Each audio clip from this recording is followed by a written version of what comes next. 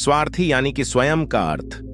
जो इंसान स्वयं का अर्थ जानना चाहता है, जो खुद को समझना चाहता है, क्या वो इंसान आपकी नजर में गलत है?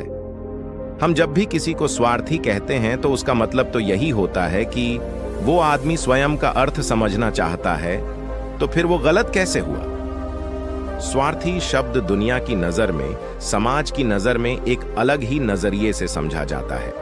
अक्सर हम अपने आसपास ऐसे बहुत से लोगों को देखते हैं जो स्वभाव से बहुत अच्छे प्रतीत होते हैं, यानी कि सब लोगों की मदद करते हैं, सबसे अच्छा व्यवहार रखते हैं। लेकिन इसके साथ हमने ये भी देखा होगा कि ऐसे लोग जो स्वभाव के अच्छे होते हैं, दूसरों की मदद करते हैं, वो दुखी भी ज्यादा रहते हैं, और जो लोग स्वार्थी होते हैं वो फलते फूलते चले जाते हैं। तो ऐसे में परमात्मा की सत्ता पर उंगली उठाना निश्चित है।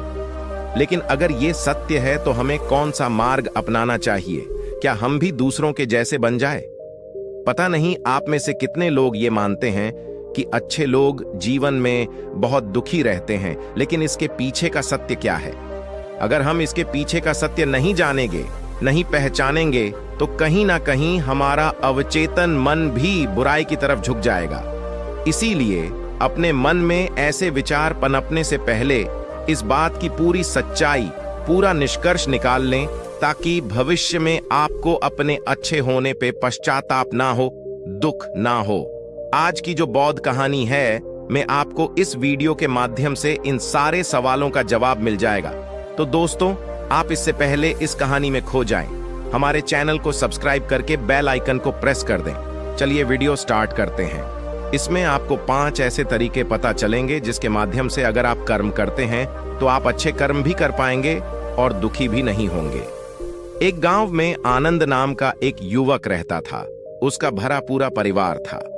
उसके 2 बच्चे थे, उसकी पत्नी थी, लेकिन उसके माता पिता इस दुनिया से चल बसे थे।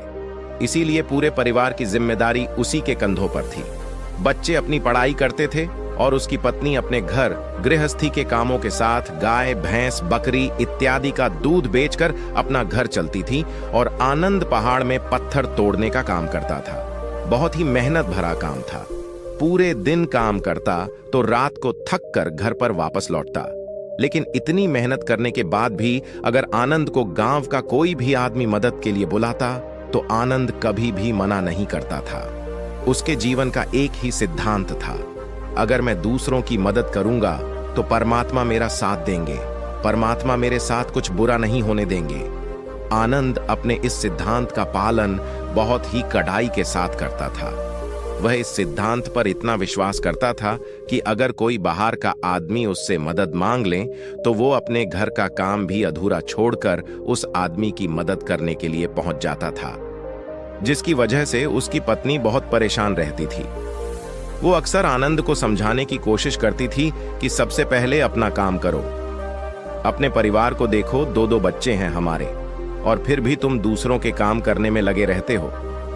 अरे अपने घर को तो संभालो, अपना घर संभाल नहीं रहा, दूसरों की मदद करने चले हैं। और जब ऐसी ऐसी बातें आनंद के कानों में पड़ती तो उसके हृदय में कांटा चुभने लगता था और उन दोनों में लड़ाई झगड़ा शुरू हो जाता था। अक्सर उनके लड़ाई झगड़े का यही सबसे बड़ा कारण होता था। लेकिन ना तो आनंद अपने आप को बदल पाया और ना ही उसकी पत्नी ने उसको समझाना कभी बंद किया। इसी वजह से आए दिन उनके घर में क्लेश होता रहता था। जहां तक उस गांव वालों की बात थी तो वो आनंद के स्वभाव को जानते थे, और वो जानबूझकर जो काम आसान भी होता था, जो उनके सामर्थ्य में भी होता था, उस काम के लिए भी वो आनंद को बुलाते थे ताकि उन्हें कम मेहनत करनी पड़े। कहने का अर्थ ये है कि गांव वाले आनंद की इस शिष्टाचार का फायदा उठाते थे, लाभ उठाते थे, और सब पीछे से उसका मजाक उड़ाते थे, उसे बेवकूफ कहते थे। ऐसे ही समय भी तरह, और एक दिन आनंद की पत्नी बहुत ज्यादा बीमार पड़ गई। आनंद से जो कुछ भी सेवा हो सकती थी उसने वो सब अपनी पत्नी के लिए किया।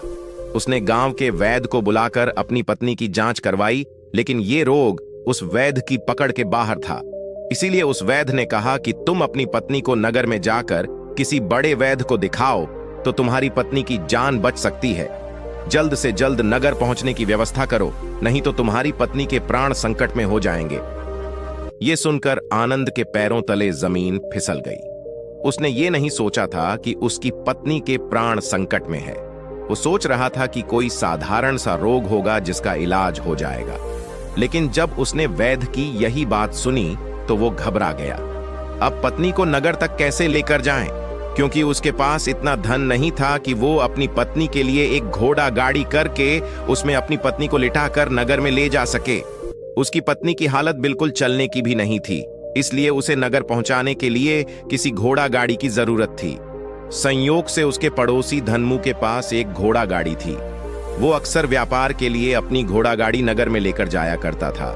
इसीलिए आनंद के मन में विचार आया कि मैं धनमू की घोड़ा गाड़ी ले सकता हूँ। मैं धनमू की इतनी मदद करता हूँ, कभी उसके काम को नहीं टालता, तो वो तो मेरे काम को कभी मना ही नहीं कर सकता।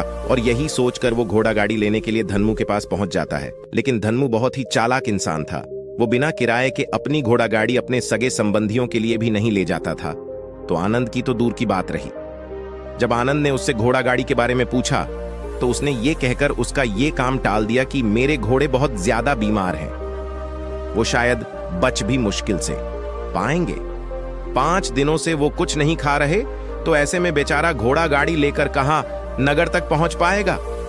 हां, अगर तुम कुछ धन की व्यवस्था कर सकते हो तो मैं अपने एक मित्र की घोड़ा गाड़ी तुम्हारे लिए मंगवा सकता हूं। यह सुनकर आनंद परेशान और चिंतित हो गया, क्योंकि उसके पास धन तो था ही नहीं। इसका मतलब उसकी पत्नी बड़े नगर में वैद्य के पास इलाज के लिए पहुंच ही नहीं पाएगी। उलझन भरे हुए विचार लिए हुए जब आनंद वापस आ रहा था तो उसने एक दिल दहलाने देने वाला दृश्य देखा। उसने देखा कि धनमू के घोड़े, जो धनमू के अनुसार बीमार थे और कुछ खा भी नहीं रहे थे, वहीं घोड़े गांव का ही एक युवक उसकी बाड़ से खोलकर बाहर ला रहा था और गाड़ी में उसको जोत रहा था। ये देखकर पहले तो आनंद को कुछ समझ में नहीं आया। उसके बाद जब आनंद ने उस युवक से पूछा तो उसने बताया कि धनमू ने ये घोड़ा गाड़ी उसे किराए पर दी है। यह सुनकर आनंद का दिल टूट गया। उसने कभी सपने में भी नहीं सोचा था कि उसका सबसे अच्छा मित्र धनमू उसके साथ ऐसा कर सकता है। हालांकि ये इस बात पर दुखी होने का वक्त नहीं था, इसीलिए आनंद वहां से जल्दी से लौट जाता है और गांव के ही एक सेठ के पास जाकर कुछ धन उधार लेकर धनमू को दे देता है। धनु अपने मित्र की घोड़ा गाड़ी मंगवा देता है, जिसके बाद वो अपनी पत्नी को वैद्य के पास नगर में ले जाता है। जब उसकी पत्नी का इलाज चल रहा था तो आनंद यही सोच रहा था कि एक वो दिन था जब धनमू की बेटी बीमार हो गई थी और धनमू यहाँ पर नहीं था, तो मैं पूरी रात वैद्य जी के पास उसके लिए बैठा रहा था, उसकी देखरेख की थी, उसकी सेवा की थी। इतने दिनों तक धनमू नहीं आया था, तब मैं ही उसके परिवार की देखरेख किया करता था। हाय, कैसा दुर्भाग्य है ये जिसके लिए मैंने इतना कुछ किया। उसने एक घोड़ा गाड़ी देने से मुझे मना कर दिया, और वो भी तब जब मेरी पत्नी जिंदगी और मौत के साथ खेल रही थी। कुछ देर बाद वैद्य बाहर आकर आनंद को एक बहुत बुरी खबर देता है। वो आनंद को बताता है कि उसकी पत्नी को कर्क रोग हो चुका है और इसका कोई भी इलाज नहीं है। उसके पास कुछ समय ही शेष बचा है। ये सुनकर आनंद दुखी होकर वहीं जमीन पर बैठ गया। उसकी पूरी दुनिया उजड़ने वाली थी और उसे कोई रास्ता नजर नहीं आ रहा था। कुछ समय बाद उसकी पत्नी चल बसी और अब दोनों बच्चों की जिम्मेदारी उसके कंधों पर आ गई थी। लेकिन यहाँ पर आनंद के सारे सिद्धांत टूट चुके थे, उसके सारे भ्रम खत्म हो चुके थे। अब उसके दिमाग में एक ही बात थी कि अच्छा कर्म करने से परमात्मा साथ नहीं देता, बल्कि बुरे लोग फलते फूलते हैं, और इस बात का मैं सबसे बड़ा गवाह हूं। ये विचार अक्सर उसके दिमाग में चलते रहते थे और इसी वजह से उसका मन धीरे धीरे संन्यस्त हो गया, देश दुनिया से दूर हट गया। और एक दिन ऐसा भी आया जब वो अपने बच्चों को अपने रिश्तेदारों के पास छोड़कर इस देश दुनिया को त्याग कर एक सन्यासी बनने के लिए घर से निकल पड़ा। उसने गांव में किसी को कुछ नहीं बताया। किसी को नहीं पता था कि आनंद अचानक कहां गायब हो गया। सन्यास की दीक्षा लेने के लिए वो एक बौद्ध भिक्षु के पास पहुंचता है। बौद्ध भिक्षु उस समय ध्यान में बैठे हुए थे। ध्यान से बाहर आने के बाद वो बड़े ध्यान से आनंद के चेहरे को देखते हैं और उससे सन्यासी बनने का कारण पूछते हैं। इस पर आनंद उन्हें अपनी पूरी आपबीती सुना देता है और कहता है कि हे महात्मा, इस दुनिया से मुझे कुछ भी हासिल नहीं हुआ। मेरा मन इस दुनिया से विरक्त हो चुका है। जब अपने दोस्तों ने ही मेरा साथ नहीं दिया तो इस दुनिया में रहने का क्या मतलब। और इसी वजह से मैं सन्यासी बनना चाहता हूं। यह सुनने के बाद बौद्ध भिक्षु ने उपदेश देना शुरू किया। उन्होंने कहा कि याद रखना बेटा, जीवन से विरक्त होकर सन्यासी बनना तुम्हें परम सुख तक कभी नहीं पहुंचा सकता, परमानंद तक कभी नहीं पहुंचा सकता। तुम दुनिया से अपने मन पर एक बोझ लेकर विरक्त हुए हो। तुम दुनिया से परमात्मा की खोज करने के लिए विरक्त नहीं हुए हो। इस भ्रम में कभी मत रहना। तुम संसार से विरक्त हुए हो क्योंकि संसार ने तुम्हें धोखा दिया, ऐसा तुम्हें लगता है। इसीलिए तुम परमात्मा पे कभी विश्वास नहीं कर पाओगे और ना ही उन पर अपनी पूर्ण आस्था बना पाओगे। इसीलिए सन्यासी होने का भी तुम पूरा लाभ कभी नहीं उठा पाओगे। सन्यासी होने का लाभ तब मिलता है जब हमारी प्रभु में, परमेश्वर में, परमात्मा में पूर्ण आस्था बन जाती है। मैं तुमसे पूछता हूं, क्या तुम्हारी आस्था परमात्मा में है? ये सुनकर आनंद कहता है कि हे महात्मा, मैं तो दुनिया देखकर आया हूं कि जो बुरे कर्म करता है वो फलता फूलता है और जो अच्छा काम करता है उसे कुछ भी नहीं देता। परमात्मा उसे दुखी दुख देता है। इसीलिए मैं परमात्मा पर अपनी पूर्ण आस्था कैसे बना सकता हूं? ये सुनकर उस बौद्ध भिक्षु ने कहा कि यही तो मैं तुम्हें समझाना चाहता हूं कि तुम पूरी ऊर्जा अपनी सन्यासी जीवन में लगाओ और उसके बाद भी तुम्हें फल प्राप्त ना हो तो तुम्हें कैसा लगेगा। इसीलिए किसी की भी मदद करने के लिए मैं 5 सिद्धांत तुम्हें बताता हूं। ये 5 सिद्धांत समझकर संसार में वापस लौट जाओ और संसार में एक ग्रस्त जीवन जियो। उसके बाद ही सन्यासी जीवन का उदय होता है। जब हम अपने ग्रस्त जीवन को पूर्ण रूप से समझ लेते हैं और अपनी जिम्मेदारियों का निर्वाह कर देते हैं। ये कहकर बौद्ध भिक्षु ने कहना शुरू किया कि जब भी तुम किसी की सहायता करते हो, किसी की मदद करते हो, तो उसमें सबसे पहली बात, सबसे पहला सिद्धांत जो ध्यान में रखने का होता है वो होता है कि किसी की मदद करते वक्त, किसी की सहायता करते वक्त कभी भी उससे उम्मीद मत रखना। ये मत सोचना कि आज मैंने इसकी सहायता कर दी, मदद कर दी, तो कल बदले में ये भी मेरी सहायता करेगा, मेरी मदद करेगा। अगर तुम ऐसा सोचोगे तो तुम्हें जीवन में दुखों का सामना करना ही पड़ेगा, क्योंकि एक नहीं तो दूसरा, या दूसरा नहीं तो तीसरा कोई ना कोई तुम्हारी उम्मीद जरूर तोड़ेगा। और वास्तविकता में वो मदद या वो सहायता नहीं होती है, वो हमारे लालच का ही एक रूप होता है। हम उसकी सहायता या मदद निर्भर तरीके से नहीं कर रहे हैं। हमारे मन में लालच का भाव है, हमारे मन में बदले का भाव है। हम ये सोचकर मदद करते हैं कि इसकी मदद कर देता हूं तो कल ये मेरा भी मदद करेगा। और यही लालच हमें अक्सर उन लोगों की मदद करने पर विवश करता है जो किसी ना किसी रूप में धनवान होते हैं, क्योंकि हमें लगता है कि कल ये आदमी धन के द्वारा मेरी मदद कर सकता है। और इसीलिए जिस इंसान को वास्तविकता में मदद की आवश्यकता है, हो सकता है वो गरीब हो, लेकिन हमारा मन अपने लालच के वशीभूत होकर उसकी मदद कभी नहीं करेगा। इसीलिए किसी की मदद और किसी की सहायता करने के अपने विचार को विस्तार दो, तो कल ये मेरा भी मदद करेगा। और यही लालच हमें अक्सर उन लोगों की मदद करने पर विवश करता है जो किसी न किसी रूप में धनवान होते हैं, क्योंकि हमें लगता है कि कल ये आदमी धन के द्वारा मेरी मदद कर सकता है। और इसीलिए जिस इंसान को वास्तविकता में मदद की आवश्यकता है, हो सकता है वो गरीब हो, लेकिन हमारा मन अपने लालच के वशीभूत होकर उसकी मदद कभी नहीं करेगा।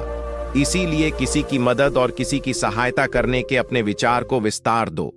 केवल एक प्रकार के वर्ग के लिए अपनी सहायता या अपनी मदद पेश मत करना, उन सबके लिए समान होनी चाहिए। जरा सोचो, एक तरफ तुम्हारा मित्र हो जिसके पास धन है, संपदा है, और दूसरी तरह कोई गरीब औरत हो जो भूखी बैठी हुई है। तुम्हारा दोस्त तुमसे कहता है कि यार आज तो खाने के लिए अच्छे अच्छे पकवान मंगवा लो बाजार से, और दूसरी तरफ वो औरत तुमसे 2 सूखी रोटी मांग रही है, तो तुम किसकी मदद करोगे? कौन मदद का हकदार सबसे पहले है? सबसे पहले हमारा कर्तव्य बनता है कि उस औरत की भूख मिटाए, लेकिन अक्सर इंसान ऐसे नहीं सोचता। वो अपने दोस्त को तो खिला देगा, उसको तो बाजार से बहुत महंगी वस्तु मांगा के दे देगा, लेकिन किसी गरीब को उसकी भूख मिटाने के लिए पैसा या धन नहीं देगा। दूसरी बात जो ख्याल में रखने की है वो ये कि सहायता करते वक्त हमारा लालच कभी भी उसके साथ नहीं जुड़ना चाहिए। अक्सर हम जब किसी की मदद करते हैं तो हमारा लालच और हमारा स्वार्थी उसके साथ जुड़ा होता है, और हम अपनी भविष्य की योजना तैयार करके उस आदमी की मदद करते हैं। हम ये सोचते हैं कि अगर मैं इसका ये काम करूंगा तो भविष्य में ये आदमी मेरा वो काम पूरा कर देगा, और वो सहायता, वो मदद बिल्कुल भी परमात्मा के द्वार को नहीं खटखटाती, क्योंकि वो लालच है। जाहिर है आप अपने आप को धोखा देने के लिए अपने लालच को एक सहायता, एक मदद का रूप दे रहे हैं। तीसरी बात जो ख्याल रखने की है वो ये कि अपने सामर्थ्य के हिसाब से दूसरे की मदद करो। कभी भी एक ग्रस्त आदमी को किसी की इतनी सहायता नहीं करनी चाहिए जिससे कि उसका परिवार और उसके बच्चे कष्ट में जीवन बिताएं। सबसे पहला फर्ज हमारा होता है अपने परिवार को सुखी रखना, उनकी जरूरतें पूरी करना, और उसके बाद दूसरों की मदद करना आता है। लेकिन कुछ लोग दूसरों की मदद पहले करते हैं और अपने परिवार को तवज्जो कम देते हैं, जिससे कि परिवार में लड़ाई झगड़े आए दिन पनपते रहते हैं, और ये सब हम समाज में देखते रहते हैं अपने आसपास। अगली बार जो ख्याल में रखने की हो, आप ये मान के चलो कि मैं करता नहीं हूं, मैं तो एक माध्यम हूं, करवाने वाला तो वो है, उसके सामने किसकी मर्जी चली।